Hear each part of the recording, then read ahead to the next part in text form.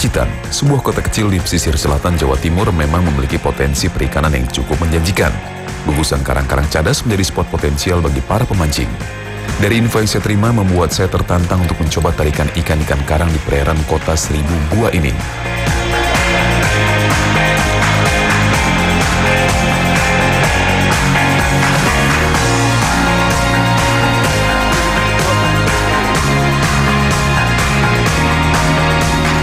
Dari dermaga Talengria bersama para pemancing dari Solo, Salatiga, dan Pacitan, kami langsung menuju ke spot yang telah disepakati.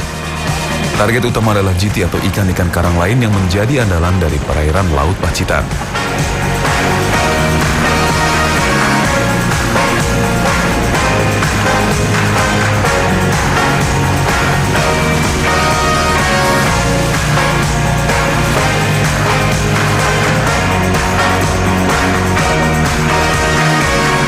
Tanpa bantuan GPS, tekong perahu kami seperti sudah hafal di mana ikan buruan kami biasa bermain.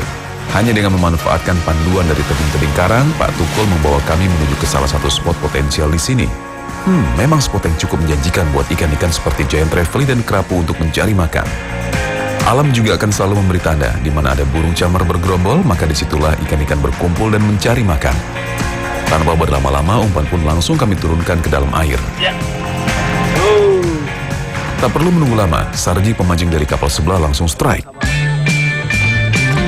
Ikan sepertinya tak mau menyerah begitu saja.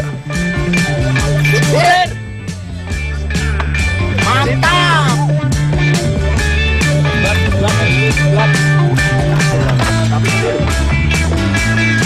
Akhirnya Sarji berhasil menaklukkan seekor GT di pagi yang indah ini. Saya semakin penasaran untuk merasakan GT di sini. Mantap! Mantap! Ikan GT, umpan buatan sendiri dari pemberat dan dinamakan kucir. Mancing mania, mantap. Kita coba kota 1001 Gua. Menjadi bagian dari Samudra Hindia, perairan Pacitan juga terkenal dengan keganasan ombaknya. Namun menjelang pertengahan tahun, kondisi laut sangat memanjakan para penghobi sport fishing. Laut menjadi teduh, namun arus bawah tetap kuat dan potensial buat ikan mencari makan. Nah, tadi kapal sebelah strike lagi, noh. Memang. Ya. Sepertinya Dewi Fortuna sedang menaungi pemancing dari Salatiga ini. Kembali umpan Sarjo disambar ikan. Mantap! Tapi kecil. Nah, kerapu. Luar biasa, seekor kerapu berhasil landed di kapal sebelah. Memang tak salah Pak Tukul membawa kami ke spot yang potensial ini. Mancing mania, mantap. Strike. Akhirnya umpan saya pun mendapat hentakan sambaran. Ayo terus. Kalau aja. Saya lagi di Pacitan nih bersama teman-teman dari Solo, Salatiga. Ada Pak Dito, ada Mas Wahyu, sama di kapal sebelah ada Dani sama Wahyu. Kita mancing laut nih. Dan lumayan kayaknya. Baru nurunin, langsung dimakan. Umpannya pun handmade. Aduh tuh yang bikin. Ikan terus memberi perlawanan. Dengan piranti jigging yang mumpuni, saya tak mau mengalah gitu saja. Yap, kembali seekor GT berhasil saya taklukkan dengan umpan kucir buatan Pak Duto. Mantap. Lumayan nih, ikan-ikan Pacitan, karang-karang Pacitan. Jadi ini keren juga nih nelayannya. Nggak pakai GPS, tapi tahu di mana karang-karang letak karang. Jadi cuma ngeliat gunung antara gunung doang. Mantap. Rilis ikannya. Rilis mana? Spot yang kami pilih memang spot pilihan. Karang dan arus kuat merupakan habitat utama di mana GT dan kerapu doyan mencari makan.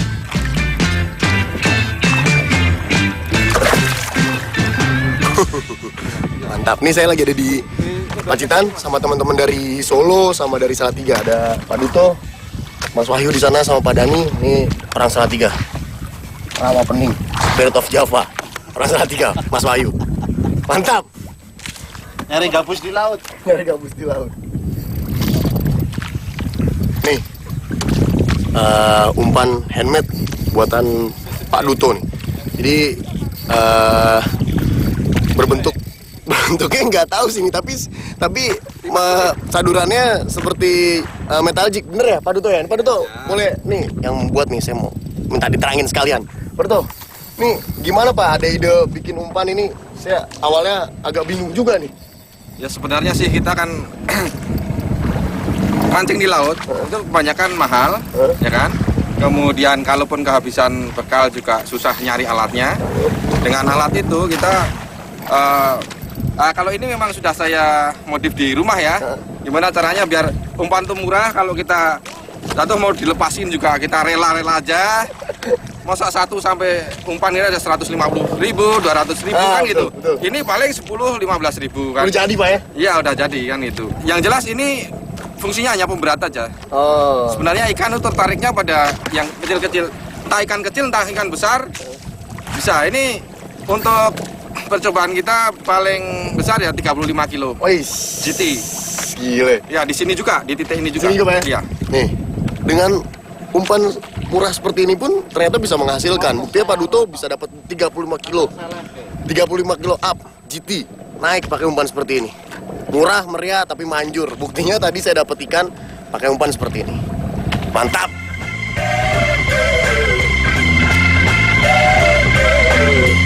Saya jadi teringat saat belajar membuat umpan handmade ini dari Pak Duto.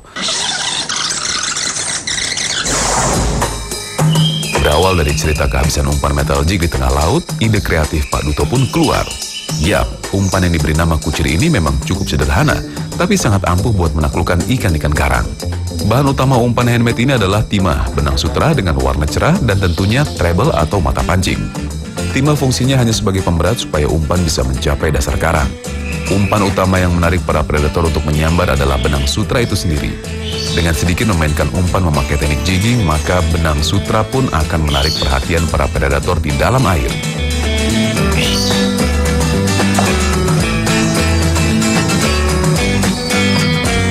Dalam pembuatan umpan handmade, memang dibutuhkan ketelitian dan keuletan. Hal tersebut dibutuhkan untuk kekuatan dari umpan saat disambar target.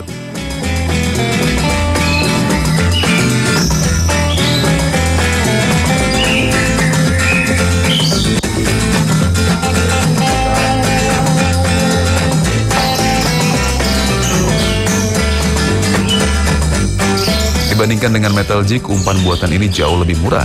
Tentunya bahan-bahannya pun dapat dengan mudah kita temukan di toko-toko peralatan mancing. Sama juga besar kecilnya ini bisa menyesuaikan kondisi Ini target. 3-0 nih kayaknya Pak. Ini 4-0 ya? Iya. Sesuaikan target aja.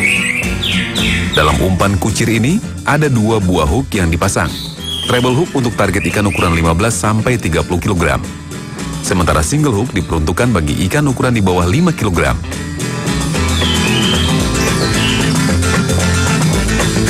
Jika metal jig memakai prinsip umpan berlari, maka kucir ini memakai prinsip umpan menari. Sengaja dinamai kucir karena mengambil dari bentuk benang sutra yang lebih menyerupai pita atau kucir rambut, di mana warna-warna cerah benang sutra mampu menarik perhatian ikan untuk memangsa umpan buatan ini. Jadi nih Pak. Dari Nih, hasilnya. Kucir kita namainnya Pak ya? Dinamainnya kucir ya? ya. Kucir. Jadi Kucir prinsipnya Om Kicau. Kucir Om Kicau. Jadi prinsipnya kucir ini hampir sama kayak metal jig, tapi ini dibikin simple dan sederhana dan semurah mungkin ya Pak. Iya. Jadi semua orang bisa menggunakannya dan ternyata bikinnya pun nggak sulit, nggak perlu harus dilebur timahnya, timah jadi, kawat biasa, kawat murah. Ini mudah didapat juga, semuanya ada, bisa langsung kita mainkan dan perbandingannya mungkin satu metal jig bisa jadi 10-20 alat kucir. Ini kalau boleh tahu Pak, berapa besar, paling besar yang pernah didapat pakai kucir ini? Umpan kucir ini? Terakhir oleh orang pemula tidak pernah mancing 34 kilo di Pacitan. 34 kilo pernah. Jadi yang besar makan, yang kecil pun makan. Sederhana tapi menghasilkan. Kalau misalnya emang punya ide kreatif, apapun bisa kita hasilkan dengan biaya yang cukup murah. Oke, mungkin bisa justru kita ngomong yang utamanya fungsinya ya. Ini sebenarnya kenapa bedanya dengan metal jig adalah kalau metal jig memamerkan bentuk ikan, ya. Kalau di sini kita memamerkan sebenarnya daya tarik ikan pada apa? Ini lebih pada gerak. Ketika ini naik turun, mungkin nanti bisa dilihat di bagaimana perbandingannya metal jig dengan ini diambil di laut. Ini membuat umpan menari. bukan umpan berlari. Bedanya itu. Metajik kita harus kenceng, itu berlari kan. Tapi ini hanya ikan menari karena marketnya juga sederhana, enak. Oke, Itu Pak. aja mungkin prinsip utamanya. Kita bisa coba, bukan cuma di spot ini, kita mau coba di spot-spot yang lainnya. Saya minta Pak ya, ntar mau saya terapin di tempat-tempat lain. Siapa tahu kalau berhasil, saya juga bisa Pak. Bikin Bisa spinning dicontoh murah. teman-teman, murah, meriah, efektif. Siap, makasih Pak.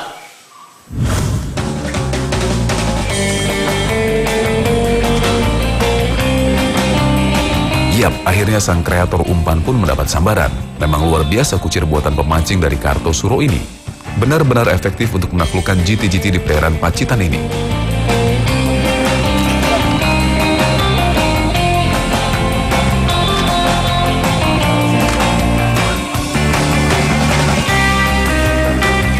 Akhirnya GT pun takluk dan berhasil landet oleh tangan dingin dan kesabaran pemancing dari Sukoharjo ini. Memang bukan ukuran jumbo, tapi cukup untuk membuktikan efektivitas umpan kucir ini. Mancing mania, mantap. Enak dapetnya Pak, Ya, gampang dapetnya. dapat gampang banget. Sederhana, efektif. Bukan apa namanya itu Pak? Timah kucir Om Kico. Mancing mania, mantap.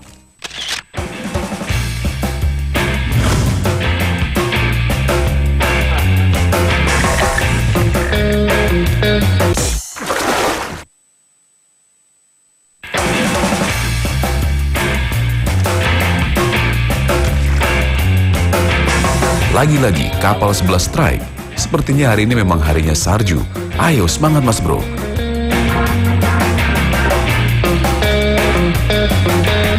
Yuhu, seekor kerapu kembali takluk di tangan Sarju. Dengan gugusan tebing karang dan arus yang cukup kuat, tak heran jika perairan Pacitan menjadi salah satu surga bagi kerapu. Sebagai ikan karang, tentunya mereka tak bisa jauh dari habitatnya untuk mencari makan dan bertahan hidup. Mancing mania, mantap.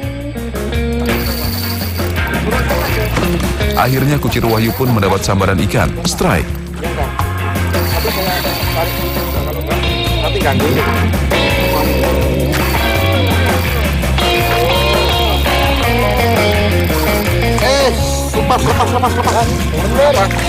Ininya relnya. Entah karena ukuran ikan yang besar atau kurang kuat saat pemasangan, reel spinning Wahyu pun terlepas dari joran. Kepanikan pun langsung menghampiri pemancing Salatiga ini.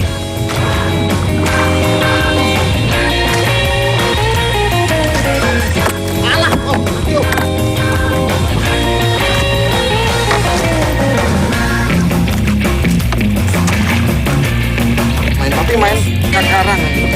Ayo, Pak Tugel, tolong diputuskan dulu Pak Tugel dulu, Pak. Untung saja Duto sigap membantu dan memasang reel kembali ke joran. Santai Yuk, saja bro. siap. Siap.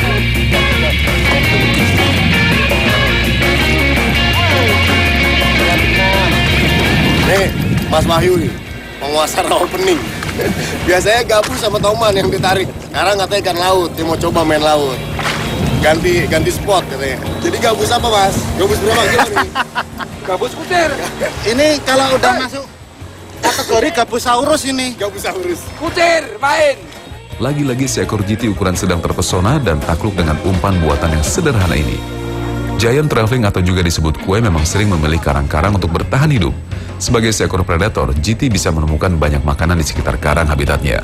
Mulai dari udang-udangan, cumi, dan tentunya ikan-ikan karang yang ukurannya lebih kecil dari tubuhnya. Memiliki perairan tropis dengan potensi karang yang luar biasa, Indonesia adalah surga bagi GT untuk berburu makanan dan tumbuh besar sebagai seekor predator. Kucir lagi, mancing mania, mantap.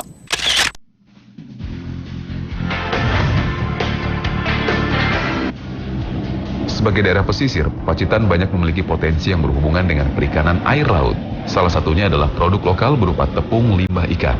Saya pun tertarik untuk mencari tahu bagaimana masyarakat desa Teleng ini memanfaatkan limbah ikan supaya bisa memiliki nilai ekonomis.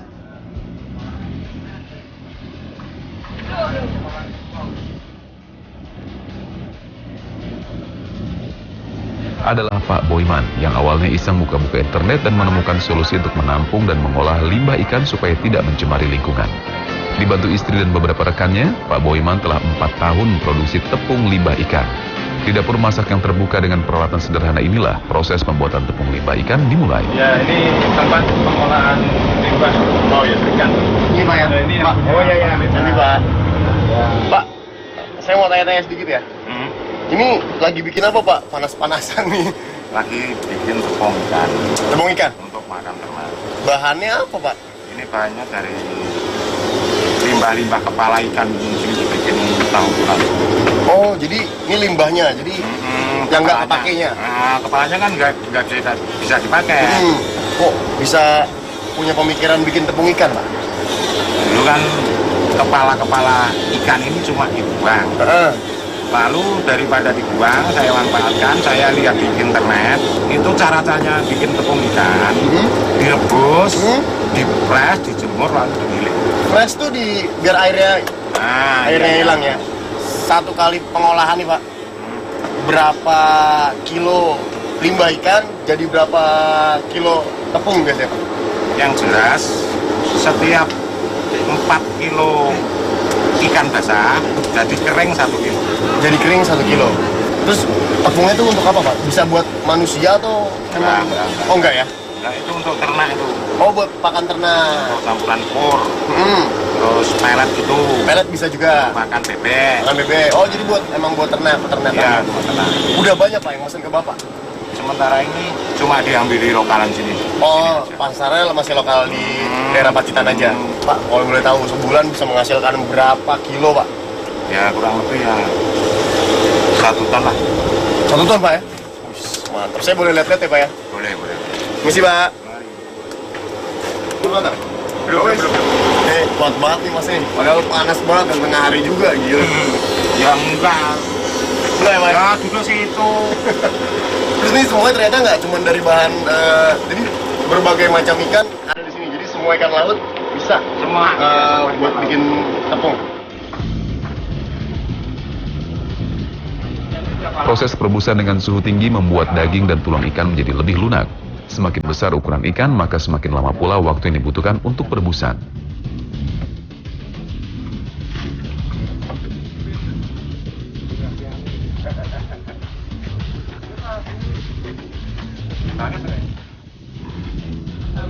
Setelah perebusan, bahan baku harus dipres untuk mengurangi kandungan airnya. Baru kemudian limbah ikan bisa dijemur selama seharian penuh.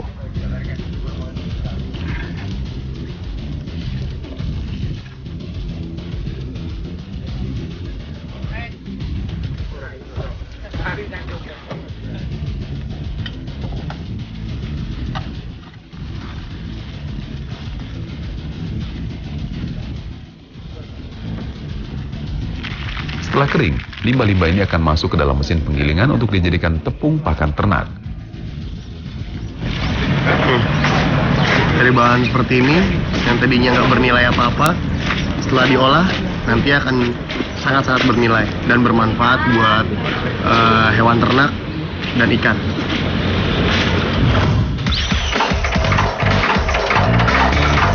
Di tempat penggilingan inilah proses terakhir pembuatan tepung limbah ikan berlangsung. Limbah ikan yang telah kering siap untuk dihaluskan menjadi tepung. Uniknya, dari proses perebusan hingga proses penggilingan, tak tercium bau amis ikan sama sekali. Menurut Pak Boyman, pemilihan limbah ikan segar menjadi kunci dari semua itu. Jadi sebelum ikan membusuk harus cepatnya diolah dan dikeringkan untuk menghindari bau amis limbah. Meski nantinya untuk pakan ternak, tapi permintaan tepung limbah ikan di Pacitan sangatlah tinggi. Meski telah 4 tahun menekuni pekerjaan ini, kendala utama adalah ketersediaan bahan baku. Limbah-limbah ikan dari pesisir desa Teleng ini ternyata tak mampu untuk mencukupi besarnya permintaan terhadap tepung hasil jadinya.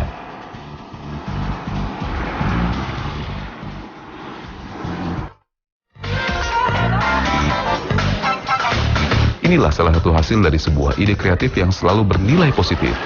Ini udah hasil jadinya ya Bu? Iya, ini sudah halus mas. Udah halus ya? Udah siap kirim? Siap kirim. Ini satu karungnya berapa kilo Bu? 25 kilo. 25 kilo? Mas. Iya. Oh 25 kilo. Terus konsumennya udah seluruh Jawa atau? Belum, Oh, ini belum? baru cuma sekitar Pacitan sini saja mas. Oh Pacitan aja ya? Iya. Oh. Masalahnya Bahannya terbatas. bahannya Oh, terbatas. bahannya terbatas. Permintaannya banyak mas. Permintaan tapi banyak? nggak ada bahan bakunya. Oh. Nih hasilnya nih setelah proses pemasakan, dijemur, hasilnya ntar digiling hasilnya seperti ini dan udah siap diedarkan. Nih kalau misalnya orang-orang yang punya ide kreatif memang kadang juga bisa menghasilkan, seperti contohnya nih tepung dari limbah ikan. Kucir dan tepung limbah ikan tercipta dari sebuah pemikiran kreatif yang mampu menjadi hal-hal kecil menjadi lebih bermanfaat dan berguna bagi kita dan lingkungan.